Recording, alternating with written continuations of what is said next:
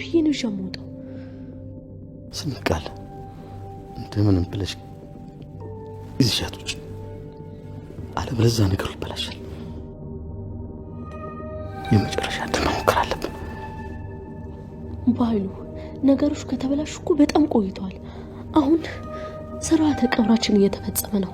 አይገባም እንዴ? ምንድነው ታሽካሽኩት እናንተ? ኧረ አልተንሽኳሽክም። ያው የአባትና የልጅ ወሬ እያወራን ነው አይደለ ዲቃልዬ? አዎ አጎቴ። ተንኩን ማሰብ መቼም አታቆሙም ማለት ነው።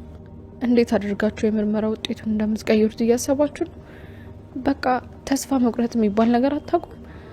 በአሁኑ ግን አብቅቶላችኋል። በእናቴ ላይ ከዚህ በላይ እንድትጫወቱባት አላደርግም። ቃል አይንሽ ምን ሆነ? ቃል የሰላም ልጅ ናት? እንዴት? ምንድን ነው የምሰማው? ቃል የሰላም ልጅ ናት? እንዴት ሆኖ? በምን ተአምር? እርግጠኛ ነህ ዶክተር?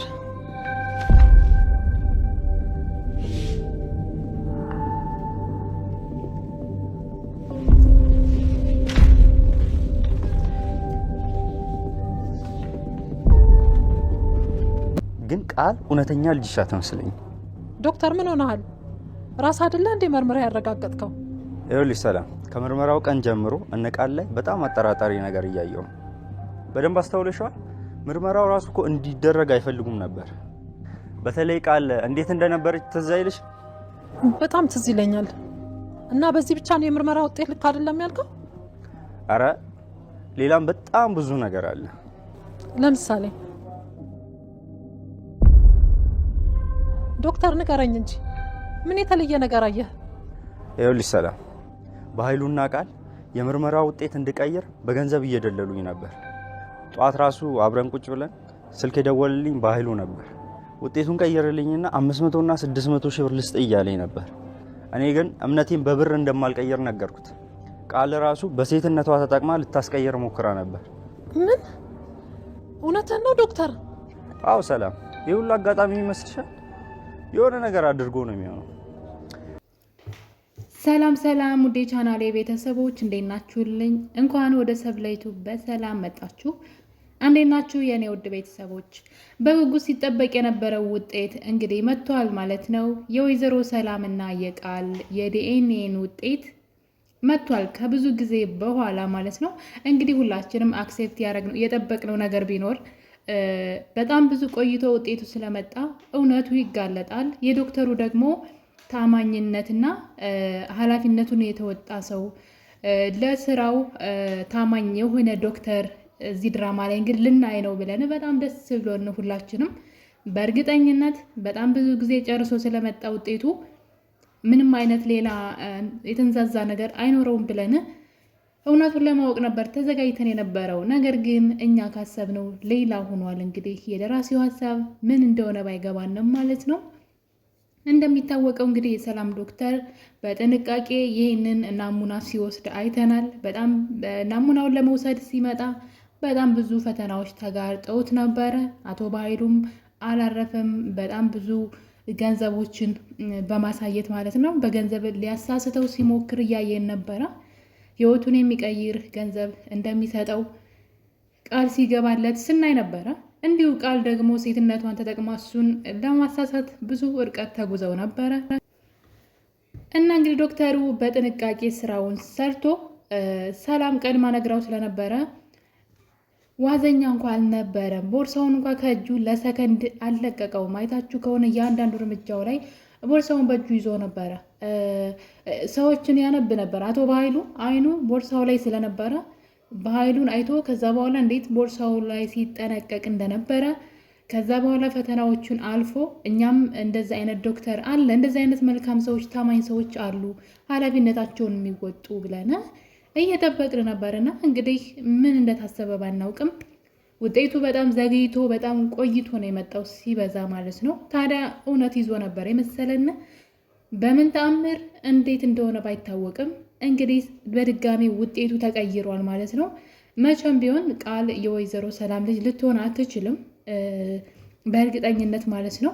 ምክንያቱም አቶ በኃይሉ ያውቃል አውቶ የጣላት ልጅ ማን ወስዶ እንዳሳደጋት ያውቃል። በዛ ላይ ሲከታተላት ነው የኖረው ወይዘሮ ገነትን ማለት ነው።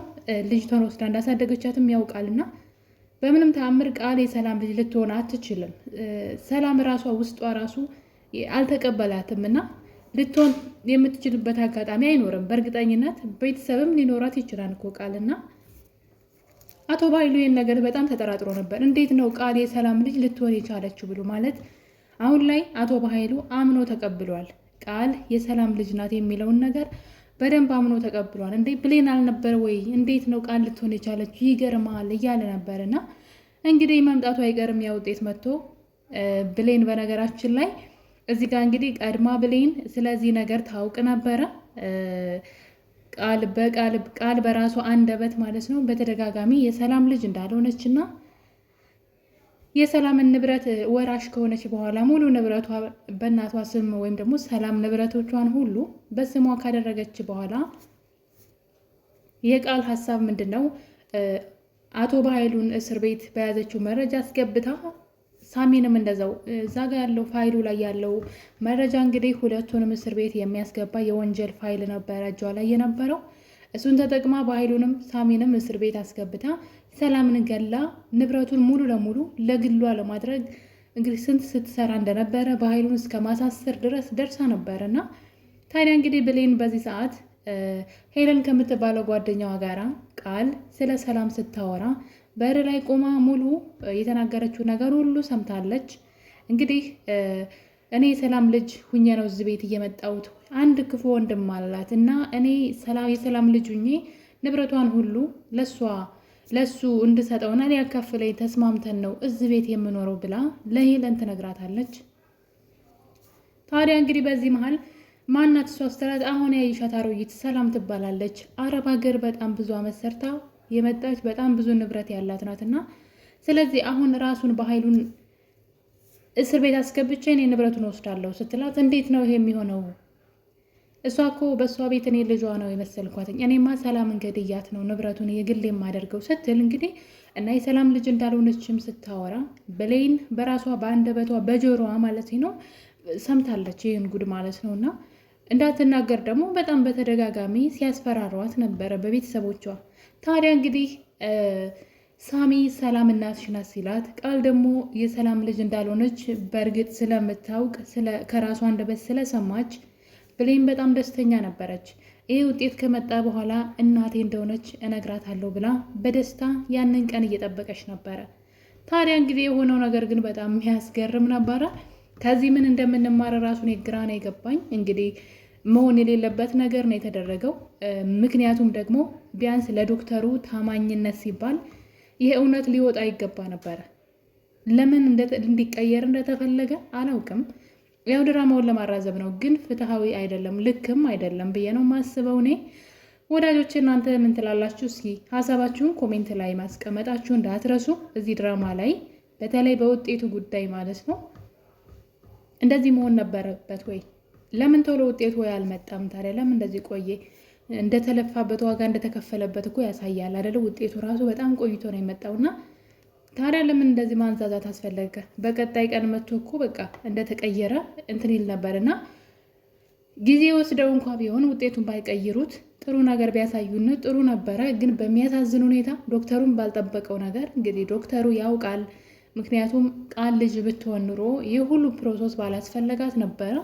አንዴ ራሷን ለሱ ምንድን ነው ሴትነቷን ለመጠቀም ስትሞክር፣ አንዴ ገንዘብ በጣም ብዙ፣ አንዴ ማስፈራሪያ ዶክተሩ ላይ ሲያደርጉ ይህ ሁሉ ነገር እሱ ብቻ አይደለም። ዶክተሩ ውጤቱን ይዞ የመጣ ቀን አቶ በኃይሉ ተስፋ ቆርጦ ነበረ። ምክንያቱም ሰላም ደውላ ቀጥታ ና ነው ያለችው። ቃልን ይዛት ና ስላለችው አቶ በኃይሉ ለምን እንደሄደ ራሱ አያውቅም ቤቷ። ነገር ግን ውጤቱ ደርሶ ስለነበረ ምክንያት ደርድሮ እንዳይቀር ነው ዝም ብላ ያለ ምክንያት ና ብላ የጠራችውና ታዲያ እንግዲህ አቶ በኃይሉ ሰላም ቤት ከሄደ በኋላ ምኑን ከምን ያድርገው? ምክንያቱም ቤት ደርሷል። ዶክተሩም እዛ ቁጭ ብሏል። ታዲያ በዚህ ሰዓት ነበር እንግዲህ በኃይሉ የሆነ ሰበብ ፈለገና ስልክ ላወራ ነው ይላል። ሰላም ትናደዳለች። እንዴት ነው በዚህ ሰዓት ስልክ ላወራ የምትለው? ሆን ብለህ ነው፣ የሆነ ተንኮል ልጠነስስ ነው። ምንም አይሳካልህም፣ ይህን ውጤት መቀየር አትችልም ብላ ቁርጡ ስትነግረውም እያየን ነበር። ሰላም ራሷ ውጤቱ በፍጹም ቃል የኔ ልጅ እንዳልሆነች ነው የሚናገረው ብላ 100% እርግጠኛ ሆና ነበረ። ብሌንም እንደዛው። ብሌን አሁን የእነሱን ውርደት አየን ብላ በፈገግታ በደስታ እየጠበቀች ነበረ። በዚህ ቅጽበት እንግዲህ አቶ በኃይሉ ወደ ውጭ ከወጣ በኋላ ግን ከሆነ ሰው ጋር ሲያወራ ነበረ። እሱም የዶክተሩ ጓደኛ ነው፣ ሌላ ዶክተር ነው። ዶክተሩ ጋር ደውሎ ምንድን ያለው የሰላም ዶክተር ጓደኛ ነው ወይ ቁጥሩን ማላክልኝ አለው። እና እዚህ ጋር ምንም ግራ ያጋባኝ ነገር አለ። ምናልባት ይሄ የሰላም የዶክተሯ ጓደኛ ሌላኛው ዶክተር ማለት ነው ከበኃይሉ ጋር እንዴት ተዋወቀ የሚለው ጥያቄ ይፈጥራል። ምክንያቱም ይሄ ውጤት እንዴት እንደተሰራ ስላየ ነው ሁላችንም። እንደው በምንም ተአምር አቶ በኃይሉ ይህን ውጤት የመቀየር የማጭበርበር ምንም አይነት እድል የለውም። ነገር ግን የምጠረጥረው የራሱ የዶክተሩ ጓደኛ ከበኃይሉ ጋር እንዴት ተዋወቀ? ምናልባት ያ ሰው በሆነ አላቅም ብቻ እንግዲህ ከዛ ሰው ጋር የተገናኘ ነገር ከሌለ በስተቀረ እንዴት ነው? ወይም ደግሞ ሊሆን የሚችለው ሐኪም ቤት ውስጥ ውጤት ተቀያይሯል እንጂ በኃይሉ ወይም ቃል ቀየሩት ለማለት ይከብደኛል። ቃልም በምን ቅጽበት? በእርግጥ ቃል እርግጠኛ ነበረች ውጤቱ እንዴት ልትቀይረው ትችላለች የሚለው ነገር ነው እንጂ ያን ያክል አልደነገጠችም ነበረ በውጤቱ። ያ ማለት ቀድማ የተዘጋጀችበት ነገር ሊኖር ይችላል ብለን እንዳናስብ እንዴት የት አግኝታው የሚለው ጥያቄ ነው እንጂ ቃል ምንም ነገር ከማድረግ ወደኋላ አትልም። ወደዛ ወደ መጥፎ ህይወት ተመልሳ ላለመሄድ ስትል ምንም ነገር ልታረግ ትችላለች። ግን ደግሞ መቼ ከየት የት አግኝታው የሚለው ጥያቄ ነውና እንግዲህ ያም ማለ ይሄም ማለ አቶ በኃይሉ ውጭ ላይ ወጥቶ የዶክተሩን ጓደኛ በስልክ ሲያወራው ነበረ። የሰላምን የዶክተሯን ስልክ ፈልጌ ነው ብሎ ተቀብሎ ድምፁን በመቀየር ዶክተሩ ጋር ይደውላል። ዶክተሩን ወደ ውጭ እንዲመጣ ያዘዋል። አንዳንዴ የጅል ስራ ይመስለኛል የሚሰሩት ማለት ዶክተሩን ወደ ውጭ ወጥተህ አውራኝ ይለዋልና ቤት ውስጥ እንደሆነ በምን አወቀ? እና እነዚህ ነገሮች የማይመስል ነገር ለሚስትህ አትንገር እንደሚባለው እና ዶክተሩ እንግዲህ ያኔ ደግሞ ውጤቱን ትቶ ወጥቶ ነበረ። በዛ ሰዓት ምን ተፈጥሮ ይሆን የሚለውም ሌላ ታሪክ ነው። በእርግጥ ቃል የምታውቀው ታሪክ የለም። የሆነ ሌላ የተሳሳተ ፖስታ የምታቀይራ ነው ምናምን ብለን እንዳንል ማለት ነው። እና ብቻ ግራ ያጋባል።